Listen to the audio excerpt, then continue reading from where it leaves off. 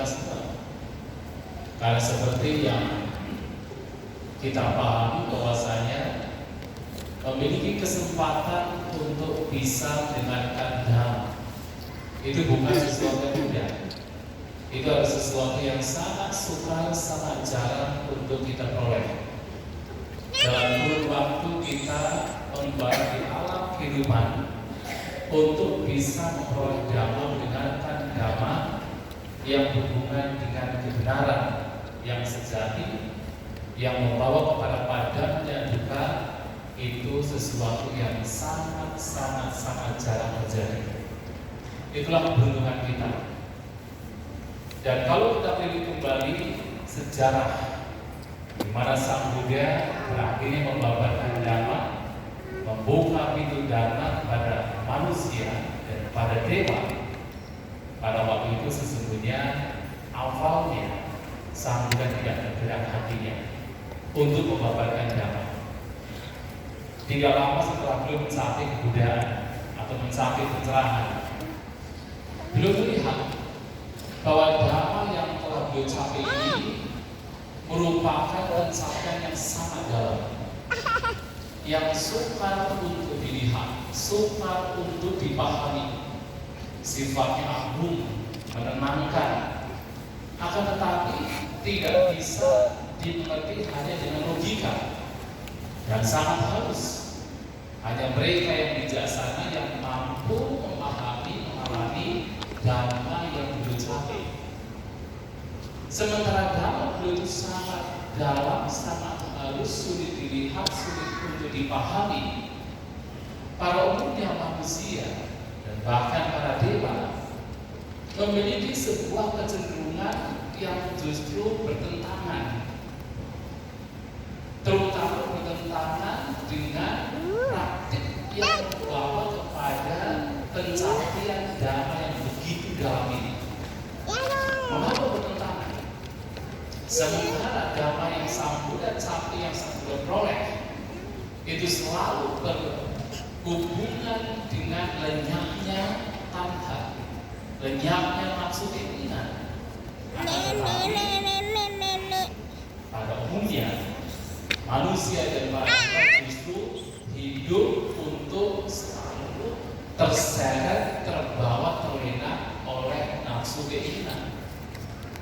Alaya rata, alaya samudita. Bahwa manusia dan para dewa senantiasa bergembira, berbahagia, terseret, terlena oleh berbagai macam kenikmatan indrawi. Dan mau tidak mau, ketika badan kita terseret ke sana, berkecenderungan ke sana, maka sangat sulit untuk memahami dhamma yang sifatnya bertolak belakang. Dan karena melihat demikian, awalnya Sang Buddha tidak tergerak hatinya. Sang Buddha tidak kemudian berpikir untuk membabarkan dhamma, karena ini akan sulit dipahami oleh manusia dan bahkan para dewa pada umumnya. Maka beliau tidak tergerak hatinya. Hanya kemudian kita beruntung karena Maha Sampati, Dhamma Sampati, melihat cara berpikir Sang Buddha demikian, maka dia datang menghampiri Sang Buddha, bertemu dengan Sang Buddha, dan menunjukkan kepada Sang Buddha bahwa ada, walaupun sedikit, ada makhluk-makhluk yang memiliki sedikit debu di mananya. Dengan kata lain, ada makhluk-makhluk yang memiliki sedikit kotoran batin, yang ketika dhamma atau pintu dhamma dibuka oleh Sang Buddha, makhluk-makhluk ini akan mengerti, akan memahami dhamma yang dibabarkan oleh Sang Buddha. Dan kalau kemudian sampai tidak membuka pintu dhamma, maka sangat disayangkan bagi makhluk-makhluk ini yang harusnya mengerti dhamma dan kehilangan sesuatu yang sangat berharga.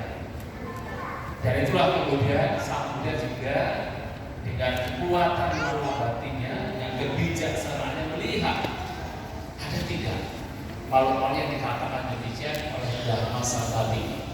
Dan ternyata beliau Sang Buddha juga melihat bahwa sedikit, walaupun tidak banyak, ada makhluk-makhluk yang akan mengerti ketika ajaran beliau disampaikan, dan mereka akan memahami, dan mereka juga akan mencapai apa yang dicapai oleh Sang Buddha, yaitu kebebasan dari segala bentuk duka penderitaan. Dan itulah kemudian beliau Sang Buddha melihat kembali, kira-kira siapa orang yang paling layak untuk bisa pertama kali mendapatkan dhamma yang telah Sang Buddha peroleh. Kemudian muncullah dalam pemikiran beliau Sang Buddha bahwa dua guru meditasi, yaitu siapa? Alana-Kalama, Udaka, Karmaputra. Mereka adalah dua guru meditasi yang memiliki sedikit pengalaman. Mereka memiliki batin yang sudah sangat matang, yang kalau sampai mendengarkan ajaran beliau Sang Buddha, mereka mengerti. Tetapi sangat disayangkan, pada waktu itu ternyata dua guru meditasi ini telah meninggal dunia dan terlahir di alam yang tidak memungkinkan bahkan Sang Buddha untuk bisa membabarkan dhamma, yaitu di alam arupa Brahma yang sudah tidak memiliki materi. Maka tentang yaitu dhamma yang harus didengarkan itu sudah tidak mungkin. Dan kemudian Sang Buddha mengalihkan perhatiannya terhadap orang lain, siapakah yang layak, yang patut, yang nanti akan mengerti ketika dhamma dibawakan.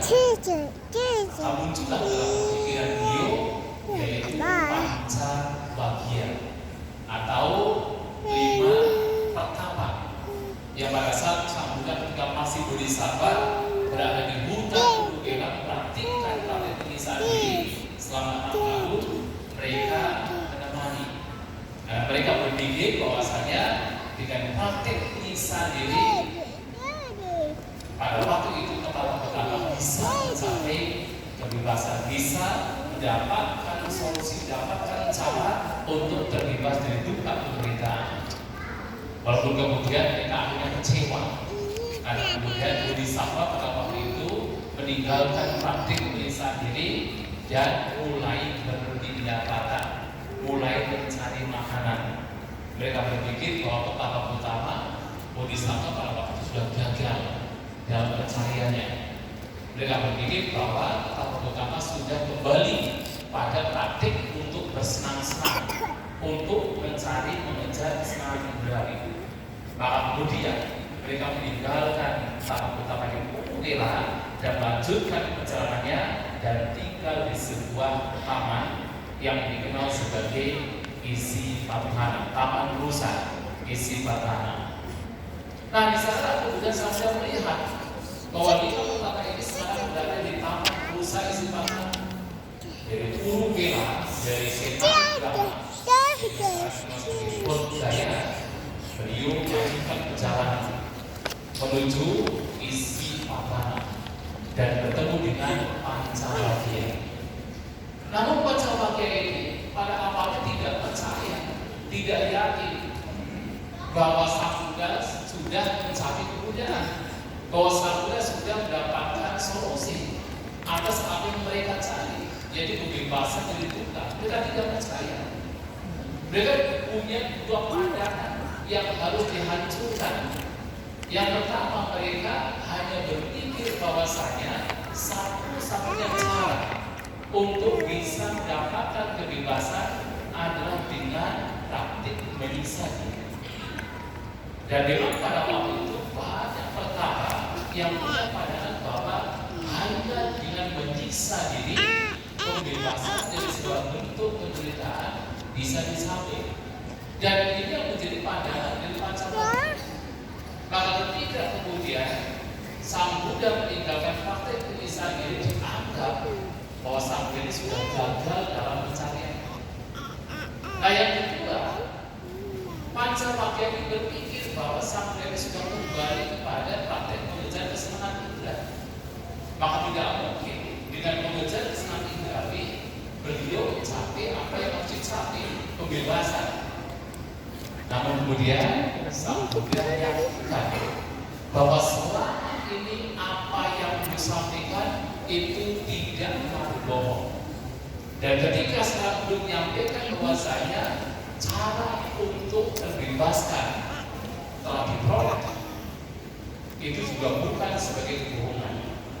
Itulah kemudian Pancawakya menunjukkan keyakinan. Akan tetapi Sang Buddha juga perlu untuk menyampaikan bahwa ada dua praktik yang sesungguhnya tidak layak, tidak patut untuk dipraktikkan oleh siapapun yang berjuang berusaha untuk mencari kebebasan. Dalam Dhamma Cakkawarta Sutta memang dikatakan dua praktik yang ekstrim yang tidak layak untuk dipraktikkan oleh kaum Pabajita. Tapi ini juga mengacu tidak layak, tidak patut dipraktikkan oleh siapapun yang berjuang untuk mencari kebebasan. Dan dua praktik ekstrim ini harus disampaikan karena berkenaan dengan keraguan dan juga pandangan salah yang dimiliki oleh Pancawakya. Yang pertama adalah Sang Buddha menyampaikan Kamesu kama sukali yoga Indo Gammo Putu Janiko Anahyo Anatasamhito, bahwa praktek untuk mengejar, mencari kesenangan indrawi ada praktek yang rendah, hina, praktek yang kampungan, dhamma. Jadi kata dhamma sering disebut sebagai vulgar, praktek yang vulgar. Tetapi dhamma di sini dikatakan dhamma pasino, orang yang hidup di kampung. Tetapi mengacu pada praktik kampungan. Kampungan di sini bukan berarti karena kita tinggal di kampung. Praktik kampungan karena apa? Praktik mencari kesenangan indrawi itu adalah praktik yang biasa, yang memang biasa dilakukan, dikejar oleh masyarakat secara umum. Walaupun mungkin seseorang tinggal di kota, kalau hanya mengejar kesenangan indrawi, itu namanya praktik kampungan. Walaupun orang itu tinggalnya di hutan, jauh dari pemukiman, jauh dari perkotaan, tapi kalau mempraktikkan jalan yang berjengkalan, itu bukan praktik kampungan. Jadi yang kampungan yang mana? Yang Makassar akan bilang. Tergantung apa yang dipraktikkan, bukan tempatnya. Nah, mengejar kesenangan indrawi itu dikatakan sebagai dhamma atau praktik kampungan. Putu janiko adalah praktik yang biasa. Putu jana, jana itu manusia, itu banyak. Manusia pada kebanyakan. Ada praktik yang biasa dilakukan oleh manusia pada kebanyakan. Ya, kalau kita perhatikan, apapun yang kita lihat di jalan raya seperti ada flyer, ada iklan-iklan dan sebagainya, itu tujuannya apa? Adalah untuk atau berkenaan dengan berbagai macam kenikmatan indrawi. Sehingga ini adalah praktek yang memang umum sekali untuk menjadi anario, bukan Arya, bukan mulia. Anatasan itu tidak membawa kepada manfaat. Yang dimaksud manfaat di sini adalah tidak membawa kepada kebebasan dari penderitaan. Nah, ini penting itu disampaikan oleh Sang Buddha karena Pancawakya ini berpikir bahwa Sang Buddha ini sudah kembali kepada praktik untuk mengejar kesenangan. Nah, dengan Sang Buddha menyampaikan demikian, mereka terbuka hatinya. Oh, selama ini apa yang kami pikirkan salah. Bahwa pertama-tama tidak kembali pada mengejar kesenangan indera. Nah, tetapi kemudian Sang Buddha menyampaikan praktek ekstrim lainnya yang tidak lain, yang tidak patut untuk dipraktikkan oleh siapapun yang berjuang untuk mencari kebebasan, yaitu atta ila makan yudo duko anario anatasamhito, bahwa praktek menyiksa diri adalah juga praktek yang tidak patut untuk dipraktikkan oleh siapapun yang berjuang untuk mencari kebebasan. Mengapa? Karena praktek menyiksa diri hanya membawa kepada duka, penderitaan secara fisik. Anario tidak mulia, anatasamhito tidak membawa kepada manfaat, tidak membawa kepada kebebasan dari tukang penderitaan. Maka praktek penyiksaan diri ini yang selama ini banyak termasuk pancabagi yang berpikir merupakan satu-satunya cara yang membawa kepada kebebasan, itu ditolak mentah-mentah oleh Sang Buddha bahwa ini pun juga tidak membawa kepada kebebasan. Ini bukan menjadi solusi, dan itu sudah dialami oleh Sang Buddha sendiri ketika bodhisattva. Beliau mempraktikkan penyiksaan diri selama 6 tahun dan tidak mendapatkan hasil apa-apa. Yang diperoleh adalah apa? Penderitaan secara fisik, tetapi bukan kebebasan. Bahkan praktek yang dipraktikkan oleh beliau, penyiksaan diri oleh beliau itu jauh lebih ekstrim ketimbang para petapa pada zaman beliau, bahkan sebelum beliau, jauh lebih ekstrim. Akan tetapi dengan cara yang sangat ekstrim, yang paling ekstrim sekalipun, beliau tidak mencapai kebebasan. Maka dengan penuh katakan confidence, Sang Buddha menyampaikan kepada mereka bahwa ini pun juga bukan jalan. Dan ini membuka hati Pancabagya ini, menurunkan pandangan salah Pancabagya ini, sehingga batin 5 perkara ini menjadi lembut, menjadi lentur, menjadi siap, menjadi matang. Dan itulah kemudian Sang Buddha menyampaikan bahwa alih-alih mempraktikkan 2 jalan ekstrem ini, maka ada jalan tengah yang ketika dipraktikkan membawa kepada kebebasan. Yang tiga lain adalah jalan mulia berunsur 8. Nah, jalan berunsur 8 inilah yang nantinya jika dipraktikkan, dikembangkan menjadi solusi agar seseorang bisa terbebas dari penderitaan. Dan dengan demikian batin Pancabagya semakin matang. Biasanya Sang Buddha ketika melihat mendengar batinnya sudah siap, batinnya sudah lentur, maka beliau akan membabarkan ajaran yang tertinggi bagi para Buddha, disebut Buddhana Samutadesana, ajaran yang terdepan, yang terunggul, yang tertinggi bagi para Buddha, yang tidak lain adalah 4 kebenaran mulia.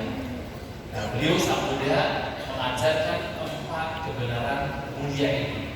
Dan sesungguhnya kita memperingati Asada adalah memperingati bagaimana 4 kebenaran mulia ini pada akhirnya dibawakan oleh Sang Buddha.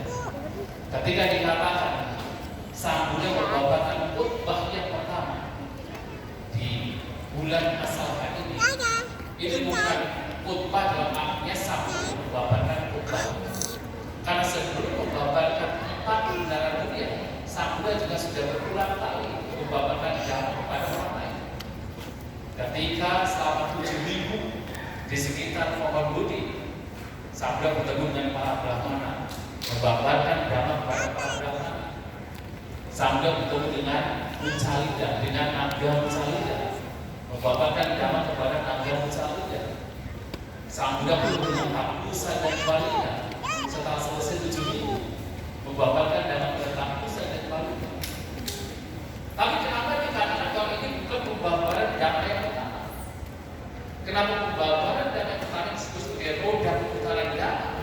Itu adalah ketika membawakan kepada Pancabagya. Karena disinilah Sang Buddha mengajarkan inti ajaran beliau. Disinilah Sang Buddha kemudian menunjukkan ini jalan yang membawa kepada seseorang bebas dari duka, yang tidak lain adalah 4 kebenaran mulia. Dan 4 kebenaran mulia inilah adalah ajaran yang patut, yang bahkan seharusnya kita umat Buddha untuk mengerti, untuk memahami. Kalau kita ditanya apa ajaran yang paling prinsipil dalam agama Buddha, karena setiap agama punya ajaran yang paling inti, ajaran yang paling pokok, ajaran yang paling prinsipil. Lantas apa ajaran yang paling prinsipil, yang paling pokok, yang paling inti dalam agama Buddha? Tidak lain adalah 4 kebenaran mulia.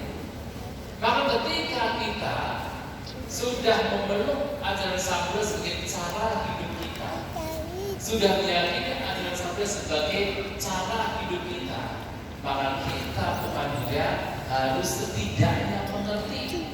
Kalau bukan dipraktikkan, paling tidak akan mengerti secara teori apa itu 4 kebenaran mulia.